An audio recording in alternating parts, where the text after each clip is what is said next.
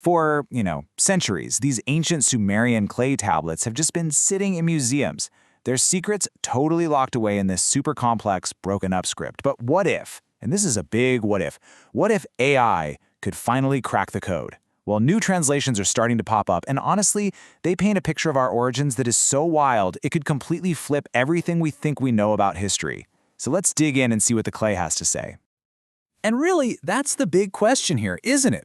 Could these stories, literally written on clay 5,000 years ago, completely rewrite human history? I mean, could the truth about how we got here have been hiding in plain sight this whole time? Because according to these new readings, our story isn't about slow evolution, and it's not about some grand act of divine love. Nope, it's about engineering. And it was a process that was, well, let's just say it was deliberate. And honestly, it's pretty unsettling. The sources we're looking at claim these translations reveal, and I'm quoting here, terrifying knowledge about human races. Wow. So this isn't just some old campfire story or myth. This is a narrative that completely reframes why we're even here. So what is this so-called terrifying knowledge? Well, it all kicks off with a problem the gods were having. All right, so our story, if you believe these texts, doesn't even start on Earth. It starts up in the heavens with, get this, a cosmic labor dispute. Seriously, we weren't some grand planned masterpiece. We were a fix. We were a solution, engineered from day one for one single purpose, to do the hard work. So, before we came along, the texts say there was this class of, let's call them junior gods, called the Igigi, and they did all the physical labor. I'm talking digging canals, moving mountains, the whole 9 yards. But the work was just brutal. It was heavy, it was endless, and eventually, they'd had enough. They went on strike. And that rebellion, that cosmic walkout, forced the big boss gods to find a new and hopefully more obedient workforce. And the solution came from a guy named Enki, the god of wisdom.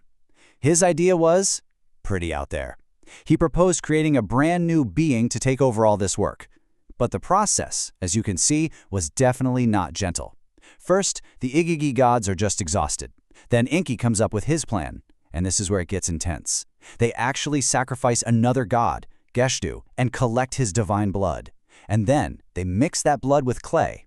From that mixture of divine DNA and plain old mud, we were created. And the texts are crystal clear about our original job description. There's really no ambiguity here. We were made to cultivate the ground, care for the flocks, and of course, worship the gods. Plain and simple, our job was to take on all the heavy work so they could kick back and relax. One passage even says it outright. I have removed your heavy work. I have imposed your toil on man.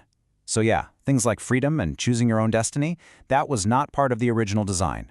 Not at all. But, when you create a thinking, feeling workforce, things get complicated. And it turns out, this decision had some massive unintended consequences. It actually sparked a huge fight among the gods themselves. We're talking about a full-blown celestial civil war, and it was all about us, about the future of humanity. Okay, so to keep us completely under their thumb, the first humans were designed with a major flaw, or feature, depending on how you look at it. We couldn't reproduce on our own. Think about that. Every single new worker had to be custom-made by the gods.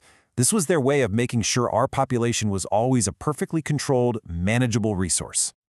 And this whole divine disagreement basically came down to two brothers. You had Enki, the rebel, our creator.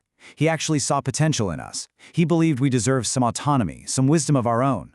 He's the one who eventually tweaked our design so we could reproduce. And then you had his brother, Enlil, the controller. He saw us as nothing more than tools, just biological robots. To him, our freedom wasn't a gift. It was a threat that could screw up the whole divine order.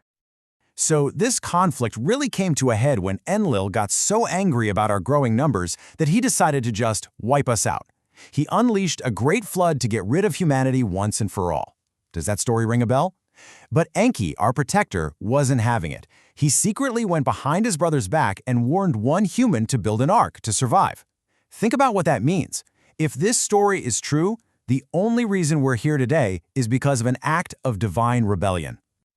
Okay, so the story of our creation is already pretty wild, right? But believe it or not, it doesn't stop there. Because these same tablets also seem to describe some incredible technologies. I mean, knowledge that feels completely out of place for a civilization from thousands of years ago. First on the list, electricity. Now, you might have heard of the Baghdad battery. Mainstream archaeology will tell you it was probably used for storing scrolls. Nothing too exciting. But some people who read these texts see references to electricity. They claim the Sumerians saw lightning not just as some angry god, but as a force, a power that could be understood, maybe even harnessed. It's a really fascinating debate for sure. And then things get even crazier. They talk about vimanas, which are basically flying machines. And we're not talking poetic metaphors here. The texts give details. They talk about vehicles with wings, with engines that roared like thunder. So you have to ask yourself, how could people from 5,000 years ago describe something so similar to a modern airplane? Was that just an incredibly lucky guess, a wild feat of imagination? Or were they describing something they actually saw? And maybe the most disturbing part of all this is the mention of weapons of terrifying power. The tablets describe something that shone with a blinding light, a light so powerful it left the land poisoned and unlivable for years and years. Now, some researchers will point to pockets of unusually high radioactivity in that part of the world and say, see, here's the proof. Of course, that is very heavily disputed by mainstream science, but it makes you think. And all this supposed advanced knowledge wasn't just limited to stuff here on Earth. The Sumerians were looking up. Their understanding seemed to stretch all the way into the cosmos. They weren't just making up stories about the constellations. They were serious skywatchers, meticulously recording what they saw, tracking patterns, and some believe, trying to pass on cosmic warning. And at the heart of their whole cosmic map is this one celestial body they called Nibiru. Now, according to the texts, this wasn't just any planet. It's a massive world on a huge 3,600-year elliptical orbit. And the story goes that way back on one of its passes through our solar system, Nibiru slammed into another planet they called Tiamat. And from that epic cosmic collision, two things were created, our planet Earth and the asteroid belt. Wild, right? And look, this deep astronomical knowledge wasn't just some casual stargazing. This was a legacy, a tradition of observation that lasted for centuries. The Babylonians, who inherited a lot of this knowledge, conducted what might be the longest scientific project in history. They tracked the heavens for over 700 years straight.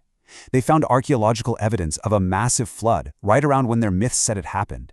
And by the 7th century BC, they took this stuff so seriously that when a lunar eclipse was predicted, which they saw as a terrible omen, the king would literally appoint a substitute ruler to sit on the throne and take the hit from the angry gods. So let's just take a breath. We've got engineered humans, wars between gods, ancient flying machines. What on earth are we supposed to do with all of this? As you can probably guess, these incredible claims have created a huge divide in how we're supposed to read these texts. It's a controversy that people often call the Sumerian problem.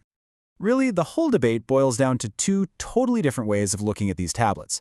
On one side, you have the mainstream academic view. They say, look, these are myths. They're beautiful, powerful, symbolic stories that ancient people used to explain the world around them.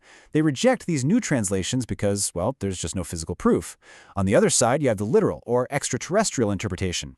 These folks say, no, this isn't myth, this is history. It's a literal record of an alien race, the Anunnaki, who came here and genetically engineered us to work for them.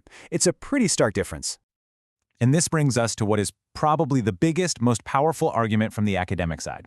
It's the elephant in the room. For all these amazing stories of gods from the sky, of flying machines and super weapons, the number of actual, physical, non-human artifacts or undisputed proof of any advanced technology ever found at a Sumerian dig site is zero. A big fat zero. No alien tools, no spaceship parts, nothing.